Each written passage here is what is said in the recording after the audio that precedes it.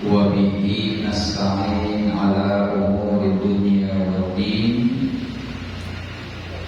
والصلاة والسلام على أشرف الأنبياء والمرسلين سيدنا وحبيبنا وشفيعنا ومولانا محمد وعلى آله وأصحابه أجمعين أما بعد ربي أعوذ بك من همزات الشياطين وأعوذ بك ربي أن يحضرون رب اشرح لي صدري ويسر لي أمري واحلل عقدة من لساني يفقهوا قولي واجعل لي وزيرا من أهلي والحمد لله رب العالمين. Qalu subhanaka la ilma lana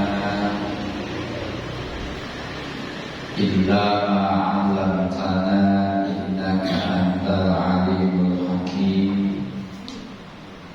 La haula wa la quwwata illa billahil aliyyil azim. Para asatidz wal ustadzat, para hujjaj, para tokoh, para sesepuh, terkhusus kepada Ketua DKM Salam Haji Bapak Ade Erlangga serta segenap pengurus dan jajaran, para orang tua kita, para haji Adia, Bapak Salim, Bapak Wahidi, Bapak RT 06, para Bapak Ibu hadirin hadirat yang maaf saya kasihkan satu persatu, yang seluruhnya selalu diberkahkan dan dimuliakan Allah Subhanahu wa Ta'ala. Alhamdulillah wa syukru ala ni'amillah di kesempatan malam hari ini dengan izin Allah dan takdirnya kembali kita hadir di majlis yang mulia ini dalam nuansa ibadah thalabul ilmi. Selesai melaksanakan satu kewajiban, kita lanjut dengan kewajiban yang lainnya. Mudah-mudahan kewajiban demi kewajiban yang diistiqomahkan, pahalanya diterima dan diridai oleh Allah Subhanahu wa Ta'ala. Salawat dan salam tercurah keharibaan baginda alam Nabi besar Muhammad sallallahu alaihi wa alihi wasallam, juga para keluarga, para sahabat, para pengikut-pengikut beliau, termasuk kita yang hadir pada kesempatan malam hari ini. Semoga syafaatnya dapat kita raih di hari kiamat kelak. Terima kasih dan mari sama-sama kita melanjutkan pelajaran kita yang masih berbicara tentang syarat-syarat melaksanakan sholat Jumat, yang pada bahasan yang lalu wa yukrahu takhattil mujtami'in haitsu al-mujtami'aini bi ghairi shalat.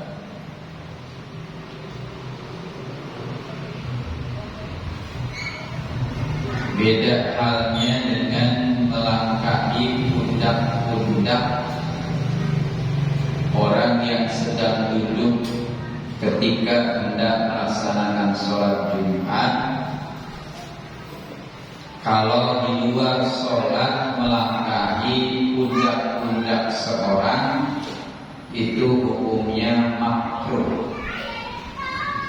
Ya, melangkahi pundak seseorang di luar pelaksanaan sholat, dalam hal ini seperti yang duduk santai biasa di luar daripada pelaksanaan sholat, khususnya sholat Jumat, maka dihukumi sebagai perbuatan yang makruh.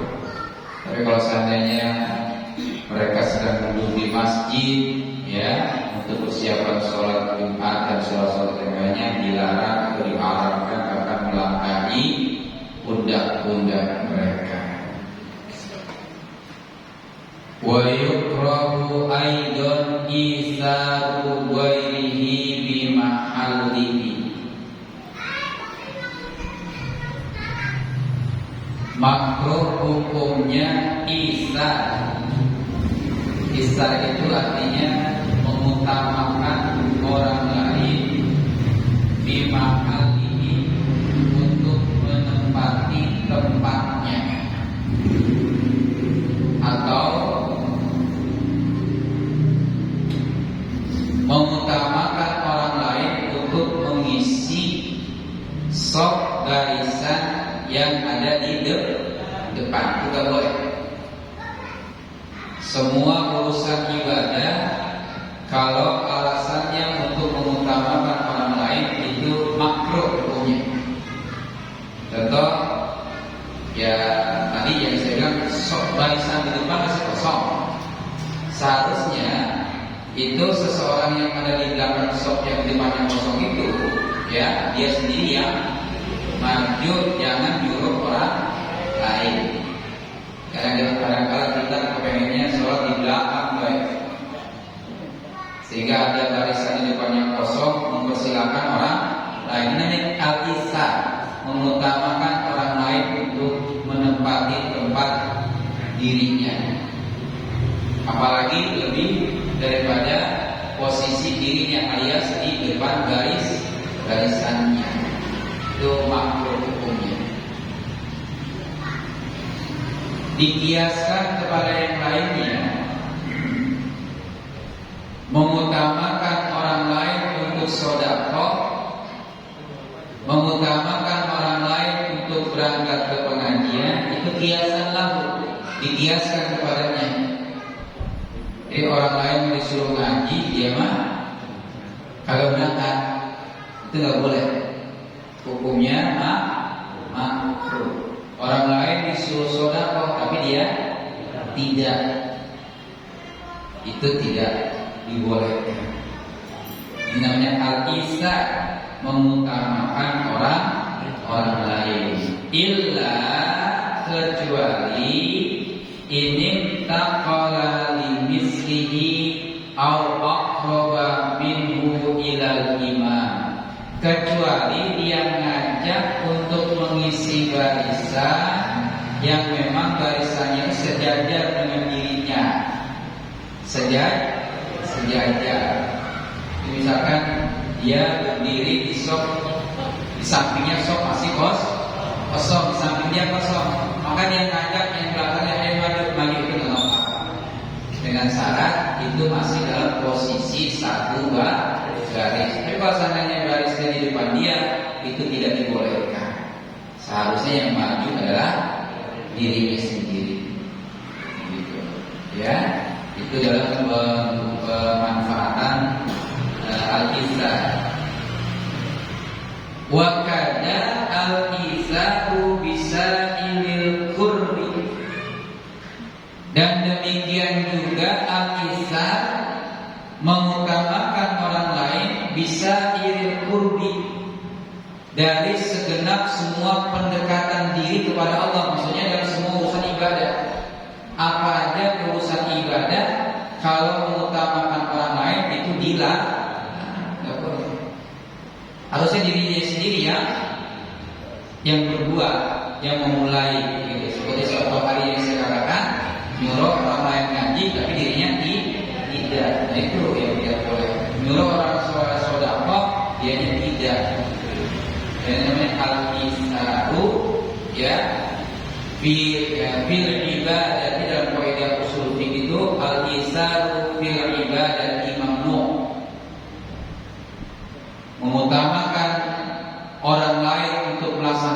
ibadah hukumnya dilarang. Lakin akan tetapi al-isaru fi ghairi ibadah maklub. Kalau mengutamakan orang lain untuk selain ibadah maka dianjurkan. Contoh minum. Ya, kita mau minum, tiba-tiba ada orang samping kita silakan orang lain untuk minum air yang disiapkan untuk kita. Itu namanya boleh kalau gitu. Makan, ya, ada orang lain yang lebih membutuhkan, kita persilakan dia untuk makan, begitu. Pokoknya selain ibadah, begitu. Sampai misalkan antrian, tapi kira-kira ada yang rela gak tuh masih orang lain yang jalan duluan buat antrian? Nah itu boleh, begitu. Ya, lagi ngantri di WC, di belakang, udah kamu duluan dah, itu boleh. Tapi kira-kira mungkin gak terjadi, kan gak mungkin. Ya, maka kalau yang selain ibadah hukumnya dibolehkan dan seterusnya. Walahu tanhiyatu sajadati ghairihi binahwi rijlihi wassalatu fi mahalliha wala yarfa'uha wala yughayyiru ya wala bi ghairi yadihi lidukhuliha fi dimanihi. Orang yang ada di sebelahnya itu, ya, di sebelah depannya itu masih kosong, boleh melebih luaskan sajadah orang lain dengan kaki atau sesamanya. Kalau seandainya di depan tempatnya itu masih kosong, maka dia boleh melebih luaskan sajadah orang lain. Ya, supaya apa? Biar bisa ngisi. Ya. Makanya ini yang bawa sejadah kan gak usah tuh. Jangan dikuasain untuk dirinya sendiri. Kalau seandainya itu sejadahnya agak besar, itu bisa jadi kalau dua sejadah untuk tiga orang, boleh dipakai untuk 3 orang. Jangan sejadahnya gede banget, orangnya sendiri kecil. Saya jangan gitu. Ya, jadi lebih bagusnya melebarkan sajadah. Artinya dia menyempit sedikit, dia orang lain bisa masuk sedikit caranya. Jangan sajadah dia dikuasai baik. Bahkan ada yang sholat maaf, kakinya ngengkang.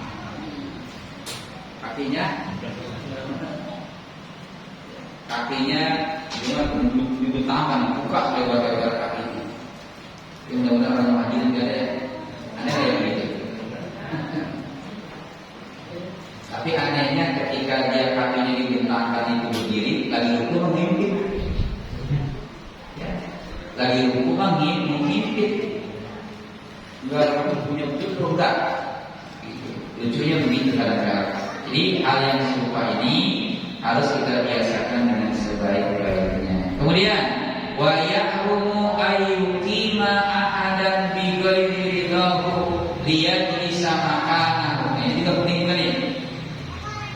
Yahrumu diharamkan ayyukima seseorang membangunkan ya ahadan seseorang yang lain bi ghairi ridahu tanpa ridhonya dia dibangunin ya, suruh pindah itu dia jelisa makanahu supaya dia bisa duduk di tempatnya.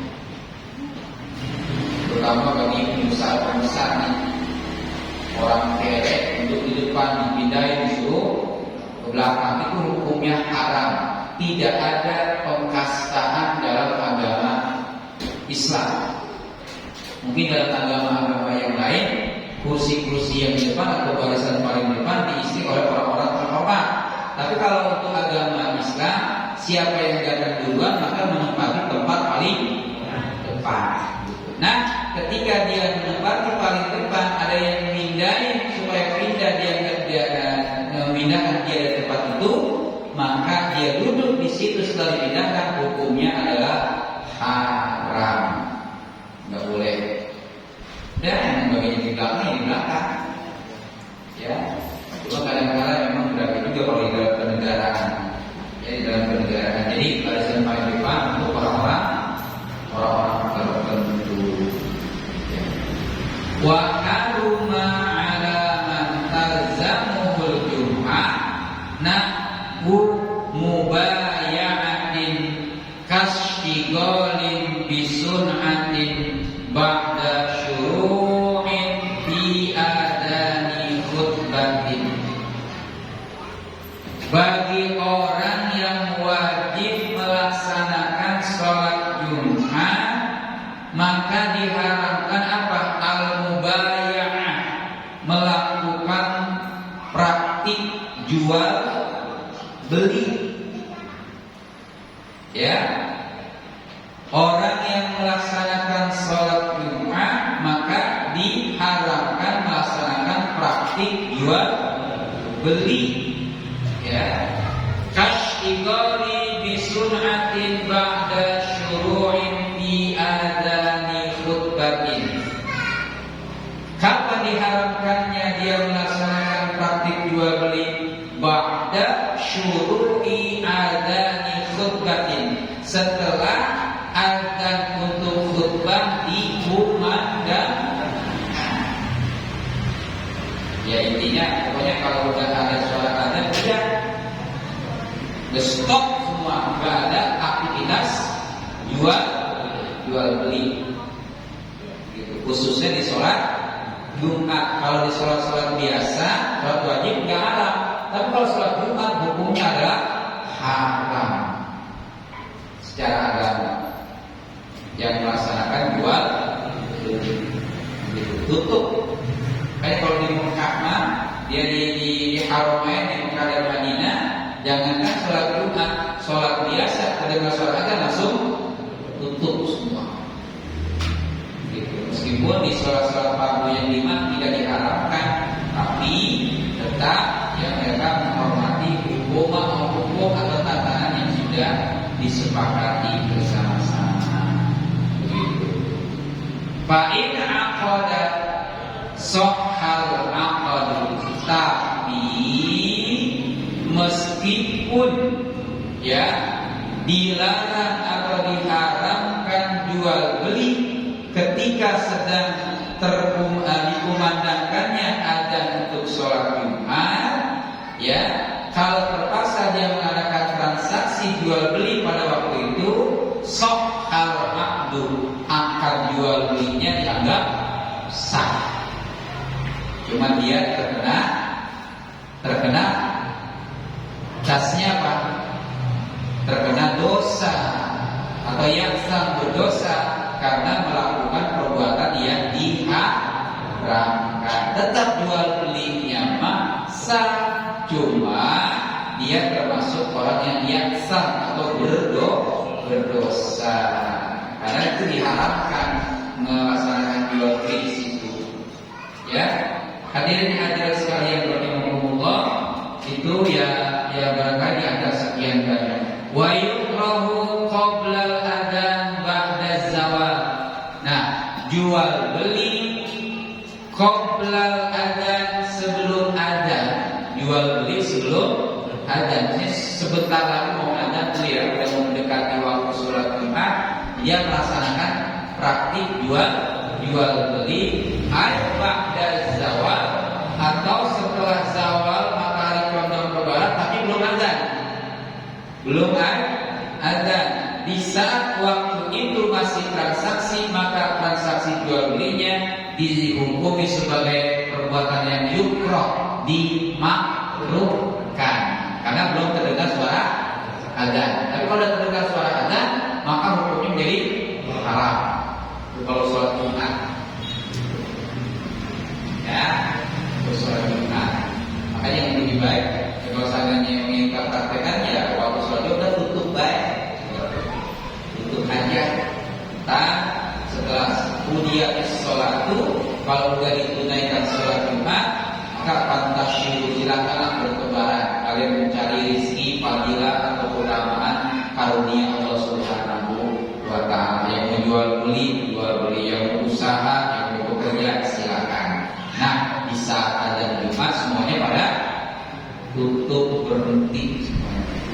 Nah, dilema di Indonesia, ya, dilemanya di negara kita di Indonesia. Karena kalau sholat Jumat kalau boleh, ya, ada perusahaan yang melarang untuk pegawainya untuk tidak boleh sholat Jumat. Ada nggak? Mungkin ada. Begitu. Wallahu a'lam. Nah, ini dilemanya kan di negeri kita sendiri. Gitu. Kalau kita mengikuti tatanan dan aturan Allah, ya seperti itu. Semua tutup, ya, kerjakan sholat Jumat. Yang berikutnya, wa haruma 'ala man talzamuhul jum'ah. Diharapkan bagi orang yang memang sudah diwajibkan sholat Jumat, wa in lam tan'aqid bihi, sekalipun tidak sah sebagai kelengkapan hilangnya sholat Jumat, yakni safar, yakni melaksanakan perjalanan jauh, tafutu bihil jum'atu ka'an dhanna annahu la yudrikuha fi tariqihi aw maqsadihi. Jadi kalau seandainya memang dia sudah wajib sholat Jumat di sini, ya, itu jangan melaksanakan perjalanan kemana, udah masuk kemana-mana, gitu. Maka ini juga bisa dipraktekkan bagi siapa? Bagi mereka yang sholatnya pilih-pilih, khususnya yang menggunakan kendaraan pribadi. Zaman sekarang ini dilema ada kasus. Jadi dia berangkat sholat juga pakai mobil, ya. Karena memang udah ketemu masjid pertama, waktunya masih panjang. Sama aja. Akhirnya apa? Ketika sampai di sono kagak dapat tempat parkir. Akhirnya dia nyari kemana-mana, ya, ketinggalan sholat Jumat. Maka ini salah satu di antara risiko atau dampak mereka yang udah wajib melaksanakan sholat Jumat, udah jangan pergi kemana. Ya gitu. Maka orang dulu kalau udah hari Jumat jam 10 udah pada berangkat ke masjid gitu. Ya, Allah. Malah teman lapor itu curhat, saya sholat Jumat berangkat pakai mobil, tiba-tiba apa? Pikir saya waktu masih panjang. Kalau seandainya memang sholat di situ, tempat parkir mobil ada. Tiba-tiba apa? Yang waktunya masih panjang, akhirnya di sholat kira-kira akan mendekati waktu sholat Jumat. Ketika masuk sholat Jumat ternyata kagak dapat parkir. Kalau parkir di jalanan kena diderek gitu. Akhirnya apa? Nyari-nyari kemana-mana sampai dia kagak dapat masjid untuk melaksanakan sholat Jumat. Dia khawatirkan nanti dampaknya seperti itu. Udah, sekarang kalau udah wajib melaksanakan sholat Jumat, jangan berpergian kemana. Dikhawatirkan naik angkot macet, akhirnya kagak dapat masjid. Gitu. Ya, itu barangkali salah satu antisipasi yang memang harus diperhatikan bagi orang yang sudah diwajibkan melaksanakan sholat Jumat, jangan berjalan kemana-mana. Walau kana safaru ta'atan, meskipun perjalanannya itu untuk melaksanakan ketaatan, manduban yang disunatkan perbuatannya, wajiban atau yang bersifat wajib. Udah jangan kemana-mana gitu, karena memang sudah diwajibkan melaksanakan sholat Jumat.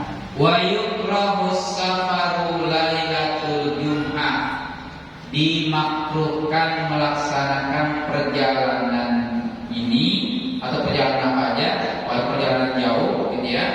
Fi lailati, pada malam sholat, pada malam Jumat. Ternyata makruh kita melaksanakan perjalanan, ya, pada malam Jumat. Jumat. Lima ruya bisa nadin dhaif, ya sebagaimana yang diriwayatkan meskipun sanadnya dhaif, man safara lailataha da'a alaihi malaka. Barang siapa berpergian atau melaksanakan perjalanan lailataha di malam Jumat, da'a maka memanggil dua orang malaikat, ya, da'a malakani, memanggillah dua malaikat untuk kembali. Ya, cuma kita kagak dengar, atau orang yang berjalan di malam Jumat disuruh kembali oleh malaikat kagak dengar. Justru malaikat malah disuruh pulang, jangan berangkat. Wallahu a'lam bishawab. Ammal musafiru limaksiatin fala tasqutu anhul jum'atu mutlaqan. Adapun orang yang melaksanakan perjalanan jauh limaksiatin dengan tujuan untuk berbuat maksiat. Apa maksiat misalnya? Mau ngapain misalnya maksiat?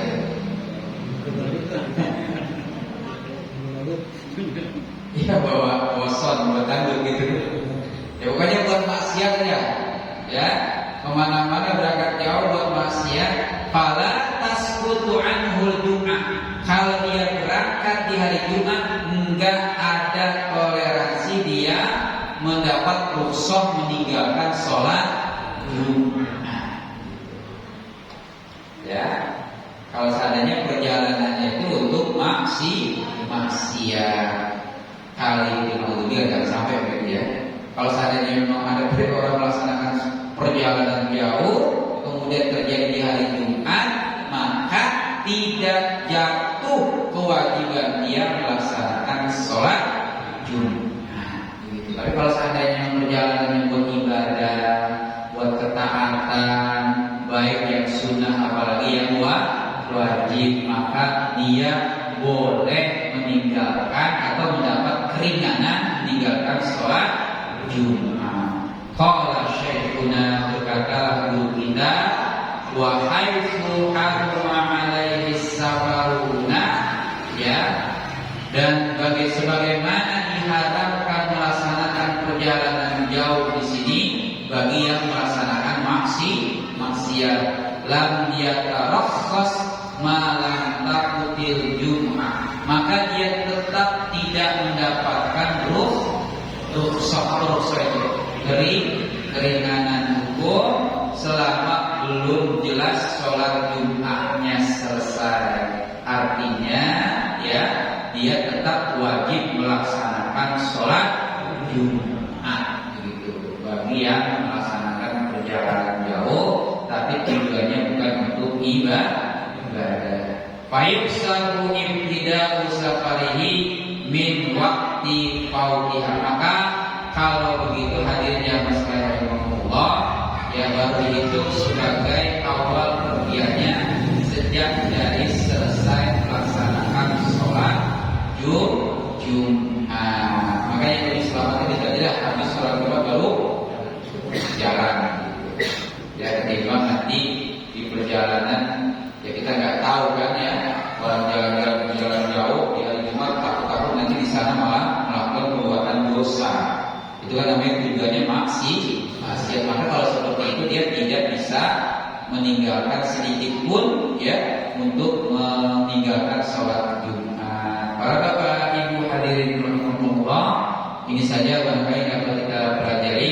Nanti ada tatimah kesempurnaan atau penyempurnaan kita akan bahas pada pertemuan yang akan datang ini. Ada pertanyaan sampai sini? Silakan yang mau bertanya. Pak. Ya, silakan. Kalau huruf E dengan I itu nilainya beda nggak Pak? Huruf E sama I. Pada ayat itu Pak. Boleh membaca E itu kalau memang asalnya adalah imalah. Imalah itu artinya membaca sesuatu antara I I sama A dibaca E. Dan itu dibolehkan dalam beberapa ayat. Dalam satu ayat misalkan Bismillahirrahmanirrahim. Hanya tadi dibolehkan, selebihnya nggak bisa. Ya, kecuali bagi mereka-mereka yang sudah memperdalami ilmu-ilmu qiraah yang jumlahnya sekarang sudah ada 10, bahkan sudah ada yang 12. Dulu kan qiraah sab'ah 7, cuma 7. Sekarang sudah 10 sampai 12. Kalau kita yang belum ngerti bacaan itu, maka tetap dibaca seperti apa adanya. Seperti wasyamsi waduhaha. Gak usah dibaca wasyamsi waduhaha, kan majreha gitu ya. Kalau udah belajar nggak apa-apa ya. Kalau udah belajar nggak lama-lama udah tahu hukumnya, maka dia boleh baca seperti itu.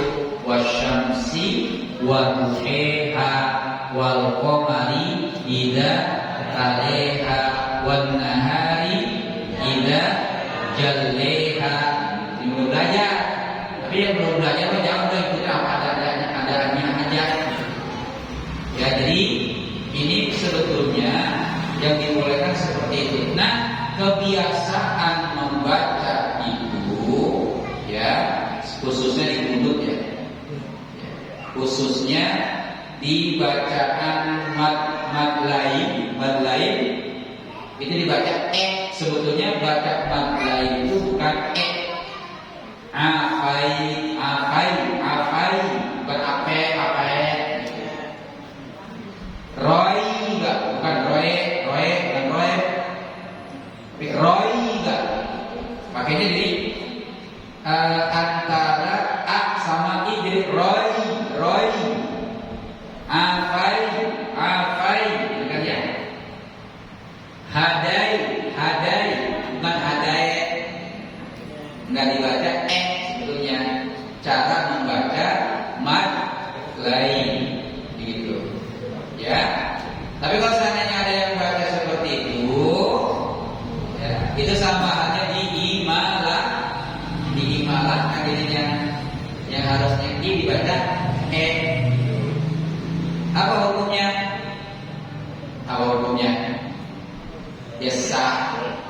Ya, sah saja, cuma harus diperbaiki biar jangan dibaca Allahumma hdina fiman hadait wa qina fiman afait wa tawallana man tawallait. Jadi awal lain hadait afait aqait ya. Gitu caranya ya. Ini untuk bacaan mad lain. Jadi caranya ya seperti itu, jangan dirubah. Kalaupun dirubah itu karena kebiasaan barang atau ngikut-ngikutan. Ya, kalau dibacanya hadayat, karena mungkin barangkali ngikut-ngikutan atau mungkin karena tidak tahu kali barangkali seperti itu. Ya makanya besok kalau baca, jadi jangan hadayat tapi hadai wa'afina bima afai ya, dan seterusnya. Tapi enggak berubah arti juga. Cuma kita harus ubah aja baca kita aja. Ada lagi lain.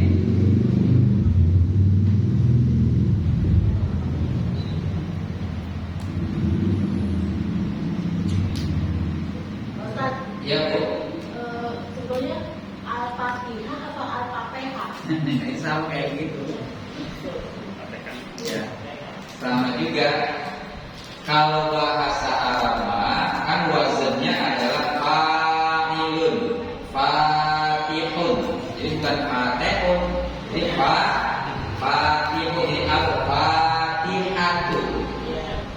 Itu kalau diambil dari wazan loyang, ukuran takaran dari bahasa Arab. Wazannya itu takaran atau loyangnya. Bahasa loyang itu kan, kalau bahasa wazan berarti loyang. Apa loyang itu?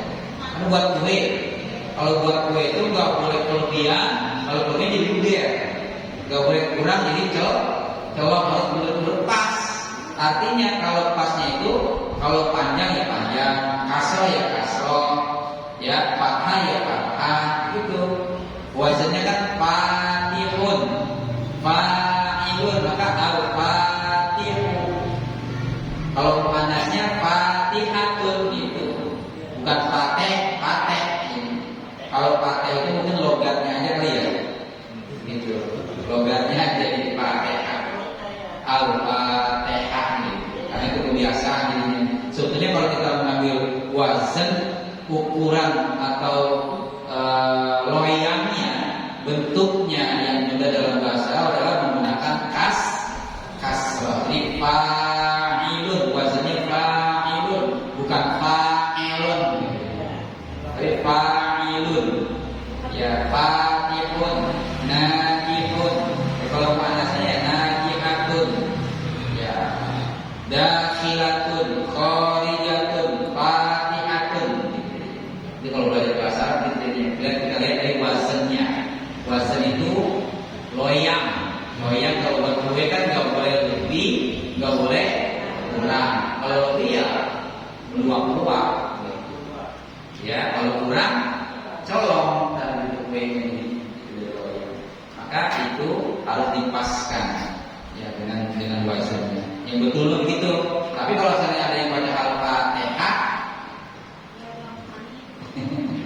dirubah, ya dirubah jadi al-fatihah dirubah. Itu aja ya. Terus lagi yang lain.